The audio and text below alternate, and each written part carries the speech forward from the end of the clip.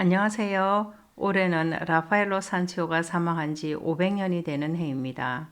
르네상스 예술계의 황태자로 불리는 라파엘로의 작품들에 주목해보는 좋은 기회라고 생각합니다.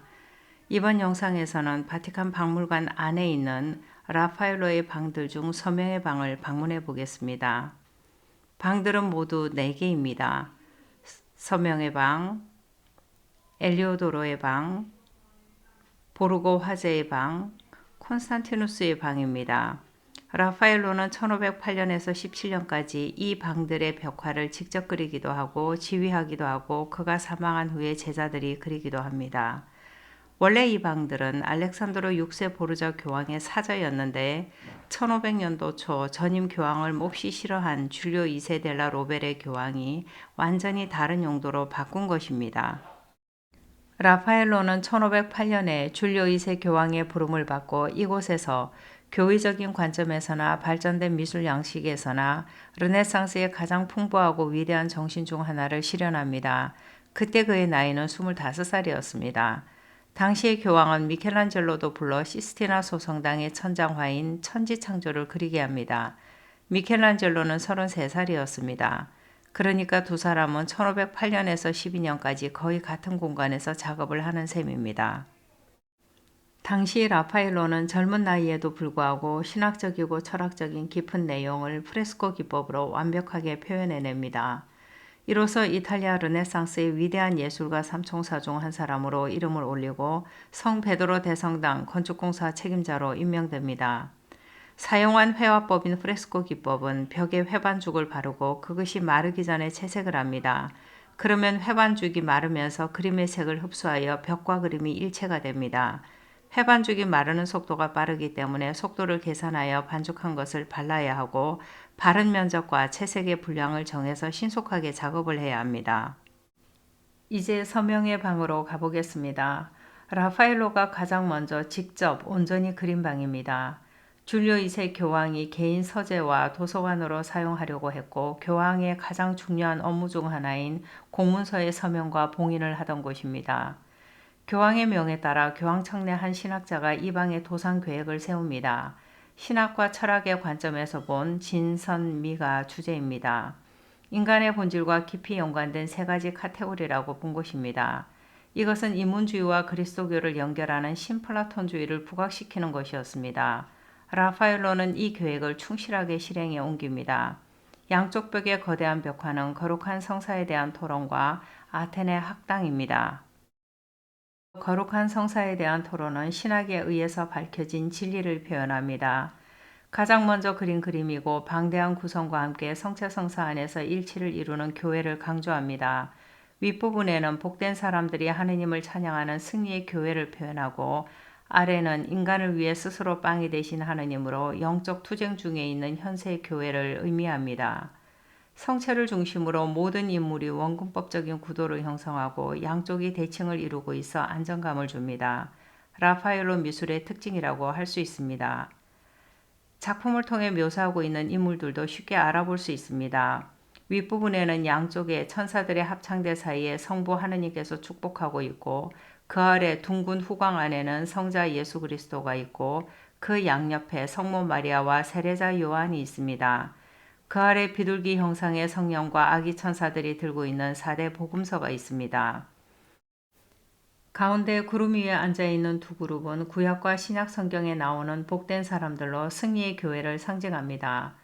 왼쪽부터 성 베드로, 아담, 복음사가 요한, 다윗, 성 로렌조 등이 있고 오른쪽에 유다 마카베오, 성 스테파노, 십계명을 들고 있는 모세, 작은 야고보, 아브라함과 성 바오로가 있습니다.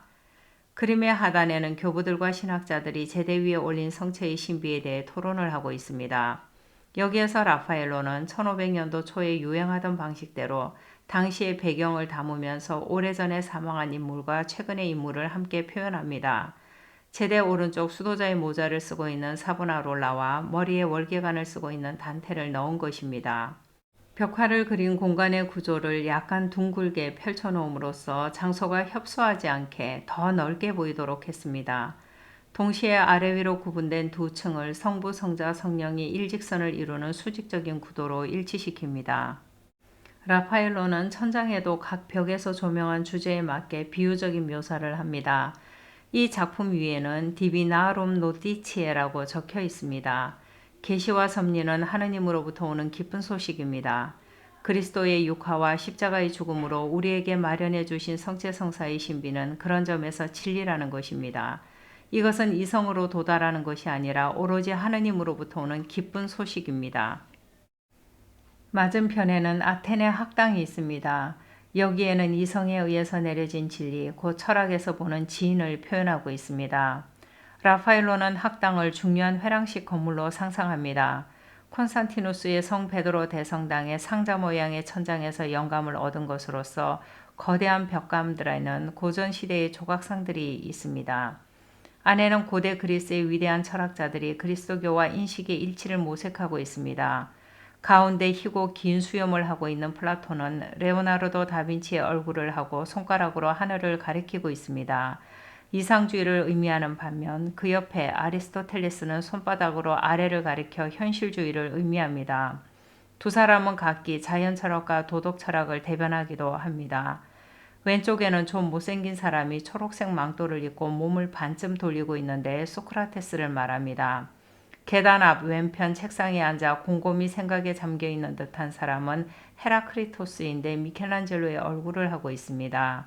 라파엘로 덕분에 우리는 시스티나 소성당의 천정화를 그릴 때인 33살의 미켈란젤로를 볼 수 있습니다. 오른쪽에 지구본을 들고 있는 톨로메오 옆에는 천분위를 손에 든 조로아스터가 있고 그 옆에 라파엘로는 자화상을 넣었는데 검은색 모자를 쓰고 있습니다. 그 앞에 흰 모자를 쓰고 있는 스승 페루지노도 있지 않았습니다. 계단 중앙에 디오게네스는 드러누워 뭔가를 보고 있는데 옆에선 아카데미아의 제자들이 항해하는 것을 선동하는 것 같습니다.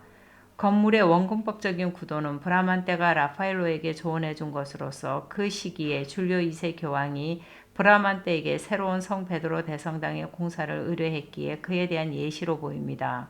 브라만테는 오른쪽 아랫부분에 허리를 굽혀 뭔가를 그리는 유클리트의 모습으로 진리라고 증명된 일반적인 명제를 설명하고 있습니다. 왼편에는 피타고라스와 그 뒤에 터번을 쓴 아베로에, 즉 이븐 루시드가 있습니다.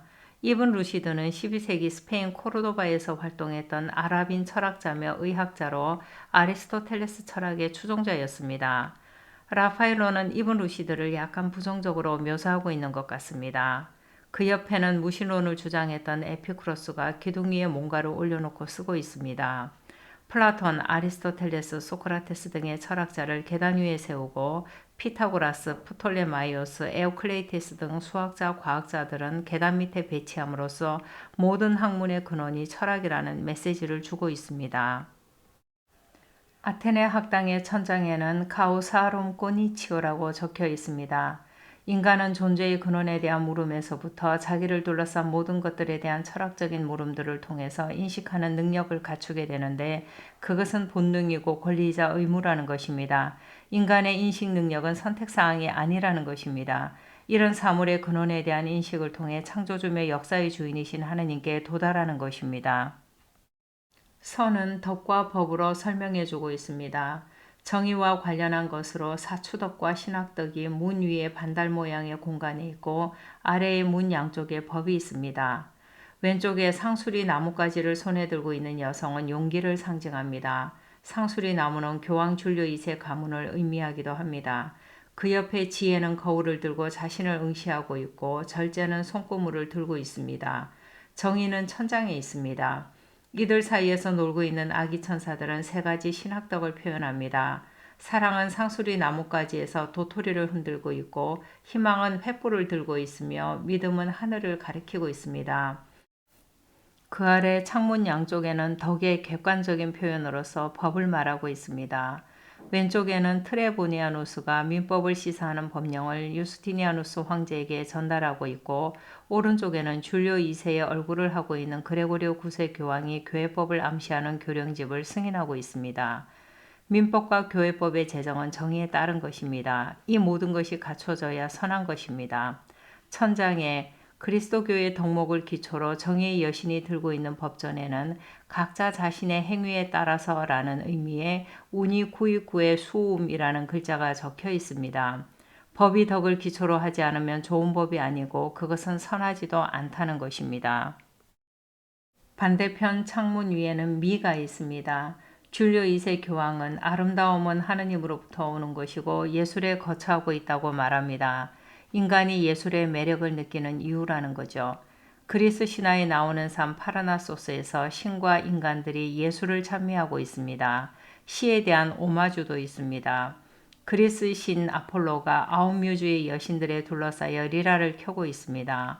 아폴로 신의 양옆에는 아름다운 칼리오페가 튜바를 손에 들고 에라토는 체트라를 들고 있는데 각기 서사시와 서정시를 의인화한 것입니다. 산자락에는 시인들과 인문주의 학자들에게 경의를 표하고 있습니다. 왼쪽에 서 있는 한 그룹의 사람들 가운데는 눈먼 호메로스가 하늘로 시선을 두고 있고 그 오른쪽에는 베르길리우스가 왼쪽에는 단테가 있습니다. 베르길리우스와 단테는 서로 무슨 말을 하고 있는 것 같습니다. 왼쪽 아랫부분에는 고대 그리스의 여류시인 사포가 있습니다. 쉽게 알아볼 수 있도록 자신의 이름을 적어서 들고 있습니다. 보카치오는 그녀의 오른쪽에 있고 페트라르카는 거의 나무 아래에 숨어 있는 것 같습니다. 이 작품에서 주인공은 아폴로와 호메로스입니다. 호메로스가 앞을 보지 못하는 것은 특수한 조건입니다. 사물에 대한 시선에서 해방되어 고개를 들어 향하고 있는 곳, 그곳은 하늘이고 내면으로부터 더 깊은 일치를 갈망하는 곳이라는 겁니다. 천장에는 누민의 아플라토르, 곧 참된 아름다움은 하느님으로부터 오는 것이라고 적혀 있습니다. 천장에는 이 네 가지 둥근 메달 외에도 각 모서리에 비유적인 장면들이 있습니다. 원죄, 천지 창조와 별들의 움직임, 아폴로와 마르시아의 경쟁, 솔로몬의 심판이 그것입니다. 이런 구성의 기하학적인 특징에 대해서도 주목하지 않을 수 없습니다. 위에서부터 아래로 내려오면서 수직적으로 읽게 되는 구성은 원칙과 가치의 위계질서 확립을 시사한다고 할 수 있습니다. 라파엘로는 이 모든 것을 25살의 나이에 해냅니다. 놀랍지 않습니까?